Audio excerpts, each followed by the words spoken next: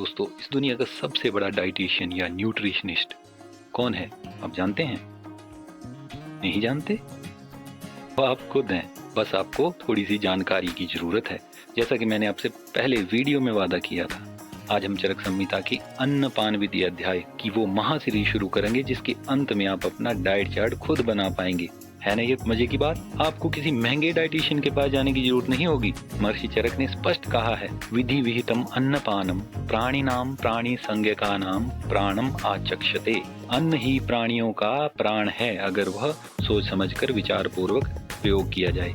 लेकिन कौन सा अन्न आपके लिए अमृत है और कौन सा विष, यह फैसला आप खुद कर पाएंगे जब आप इन 12 वर्गों के बारे में समझ लेंगे। महर्षि चरक ने हमारे पूरे भोजन को 12 क्लासेस में या 12 वर्गों में बांटा है। मैं इन भारी संस्कृत शब्दों को आज की सरल भाषा में आपके सामने रखने की कोशिश करूंगा ताकि आप अपनी रसोई की पहचान कर सकें। शूक धान्य वर्ग। शूक धान्य वर्ग, इसमें विशेष रूप से अनाज आते हैं जैसे कि चावल, गेहूं या जौ, जिनके ऊपर एक कांटा सा लगा होता है, उसे शूक धान्य वर्ग कहते हैं। शमी धान्य में दालों का पूरा परिवार आता है। मांस वर्ग। मांस वर्ग में विभिन्न प्राणियों के मांस का गुण आता है।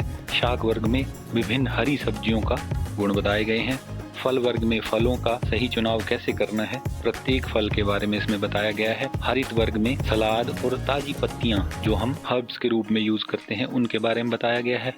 मध्य वर्ग में फर्मेंटेड चीजों के बारे में बताया गया है, जैसे असवरिष्ठ। जल वर्ग, पानी जो जीवन का आधार है, इसके बारे में बताया गया है। कौन सा पानी अच्छा है, कुएं का पानी कैसा है, बारिश का पानी कैसा है, विभिन्न तरह के आधार पर जल का वर्गीकरण किया गया है। गोरस वर्ग, दूध, दही, घी और दूध आदि से बनी चीजों के गुण और उनकी शक्ति के बारे में बताया गया है। इक्षु विकार वर्ग में गुड़, चीनी या गन्ने के अन्य उत्पादों का वर्गीकरण किया गया है। कृतान्न वर्ग में रेसिपीज, जो खाना बनाने की विभिन्न रेसिपीज हैं उनका वर्णन किया गया है।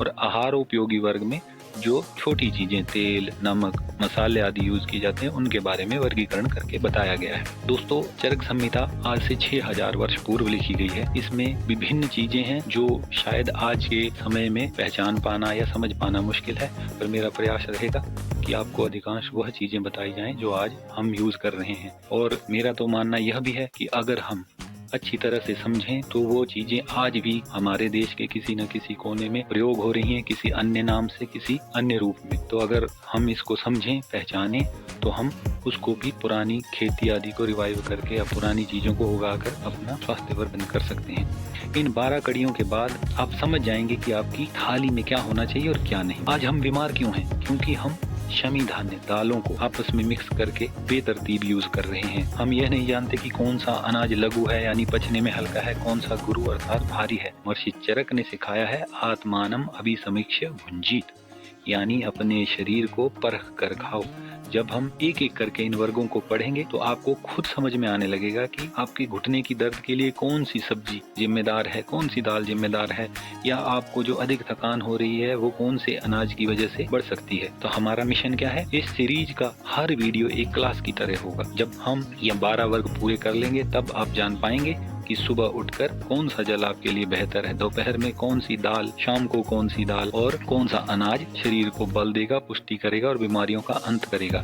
मेरा लक्ष्य सिर्फ आपको कोई जानकारी देना नहीं है, बल्कि आपको इतना काबिल बनाना है कि आप स्वयं और अपने परिवार के वैद्य खुद बन जाएं। जब आप खुद तय करें कि सर्दियों में क्या खाना है, गर्मियों में क्या छोड़ना है, तो तैयार हो जाइए इस अद्भुत यात्रा के लिए। अगले वीडियो में हम हमला करेंगे सबसे पहले और सबसे जरूरी वर्ग शूक धान्य पर, क्योंकि वही हमारे भोजन का सबसे बड़ा पार्ट होता है।